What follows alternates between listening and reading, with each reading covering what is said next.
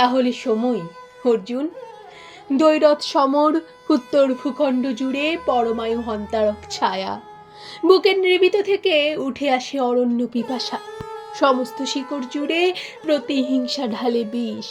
এতদিনে অর্জুন, এতদিনে মুখোমুখি তোমাতে আমাতে, তিলে তিলে শোধ করছি অযাচিত জন্মের ঋণ, আশৈশব আকাঙ্ক্ষার ভেলা পেয়েছি উজানে।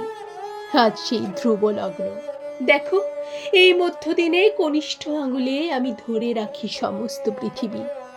নেই একাগ্নি আয়ুধ, কবচ কুণ্ডল হৃত ছদ্মবেশী ভিক্ষুকের হাতে, আর নেই এমনকি জীবনেরও নেশা, বিলিয়ে দিয়েছি তা গত গধূলিতে। অস্তমান সূর্যকে ঢেকে আমার সামনে এসে মাতা কুন্তী ভিক্ষা চাইলেন পঞ্চপুত্রের প্রাণ। তার চোখের মিনতি তোমারই জন্য হে অর্জুন। সেই মুহূর্তে জানলাম, যদি জয়ী হই সমস্ত জীবন আমাকে বহন করতে হবে অভিশাপ আমার মাতার।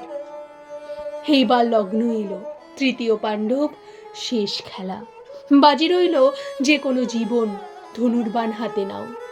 এ খেলায় পরিত্রাণ নেই কারো, কারণেই তোমার আমার। আমাকে এক মুহূর্তে ভিক্ষা দাও কুন্তেয়, সারা শরীর ভারী হয়ে আসছে পাথরের মতো। বড় দীর্ঘকাল রণক্ষেত্রে আছি, সমবেত জনতার অট্টহাসি, আচার্যের প্রত্যাখ্যান, তোমার বঙ্কিম বিদ্রুপ। এর মাঝে তোমাকে প্রথম দেখেছিলাম আমি ক্রীড়াঙ্গনে, জানতাম আমার প্রতিদ্বন্দ্বী কেউ নেই ভারতভূমিতে তুমি ছাড়া। প্রবল স্পর্ধায় ছুড়ে দিয়েছিলাম দ্বন্দ্বের আহ্বান, কিন্তু বিনা যুদ্ধে তুমি অর্জন করে নিলে শ্রেষ্ঠত্বের বড় মাল্য।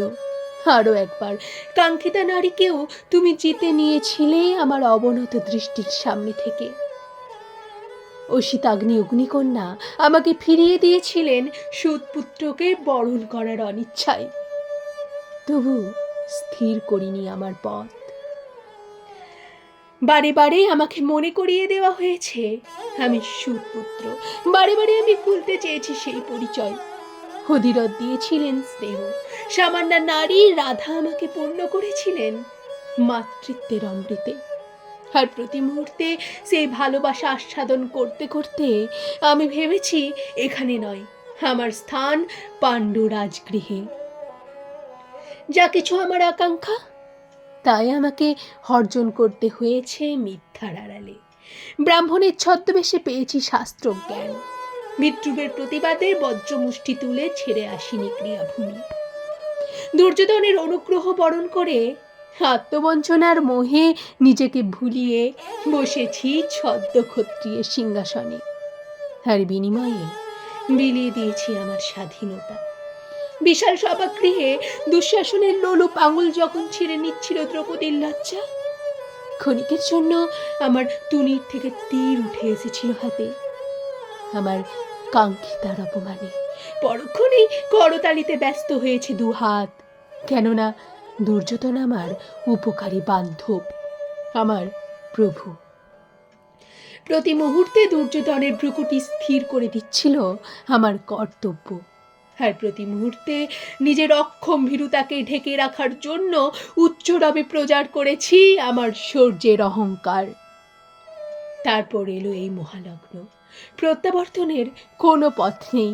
দুই পক্ষ ভারত সমরে, একদিকে আমার অন্নদাতা, অন্য পক্ষে আমার মাতার পঞ্চপুত্র, মাঝখানে আমি সুতপুত্র রাধার সন্তান। কেউ নেই যুযুধার শিবিরের, অন্যের দাসত্ব তবু টান দেয় স্বেচ্ছাবৃত শৃঙ্খলের পাকে। রণক্ষেত্র থেকে দূরে ভাঙা কুটিরে শুধু দীর্ঘশ্বাস ফেলে যায় এক নারী, যার নাম রাধা, যার স্বামী সামান্যই রথের সারথি। মাঝে মাঝে সেই দীর্ঘশ্বাস আমাকে ছুঁয়েছে, ভেবেছি তা বুঝি উত্তরের হিমেল বাতাস, কানে ভেসেছে সে মৃদু কান্নার শব্দ, ভেবেছি তা বুঝি দূর দক্ষিণ সমুদ্রের তরঙ্গ উত্তাল। আর প্রতি সন্ধ্যায় সূর্যবন্ধনার ছলে নামিয়ে রাখতে চেয়েছি আমার অপরাধের ভার। চারপাশে গাঢ় হয়ে নেমেছে শ্মশানের ছায়া, ফিরিনি তবুও যেখানে স্বদেশ, কেউ নেই আত্মীয় বান্ধব, তাদের ফিরিয়েছি, নিজে পরিবর্তে চেয়েছি কৌরব সম্মান। যে ছিল স্বজন, রূঢ় অস্বীকারে বিমুখ করেছি তাকে, ভুলেছি স্বস্থান। আমি ভুলেছিলাম, তাই এই মুহূর্তে আমাকেও ত্যাগ করল আমার অভ্যস্ত বিদ্যা, আজন্ম লালিত অস্ত্রজ্ঞান। অর্জুন, মেদিনী নয়, রথচক্র গ্রাস করছে আমার সেই দ্বিধা। বড় তৃষ্ণা ওষ্ঠ জ্বালিয়ে নেমে যাচ্ছে বুকের ভেতর। সামনে কে তুমি? অর্জুন, একটু সরে দাঁড়াও, আমাকে দেখতে দাও বিদায় বেলার সূর্য। আর কার মুখ ঝুঁকে পড়ছে চোখের ওপর? আমাকে মার্জনা করবেন পিতা অধিরথ। আর অর্জুন, আমার তুনির থেকে তুলে নাও একটি তীর, ধনুকে রোপণ করো জ্যা, দূর গঙ্গা তীরে নিস্তব্ধ কুটিরে একাকিনী রাধার কাছে পৌঁছে দাও আমার প্রণাম। আর হে মৃত্তিকা, জীবনে এই প্রথম মাথা রাখলাম তোমার কোলে, গ্রহণ করো আমাকে।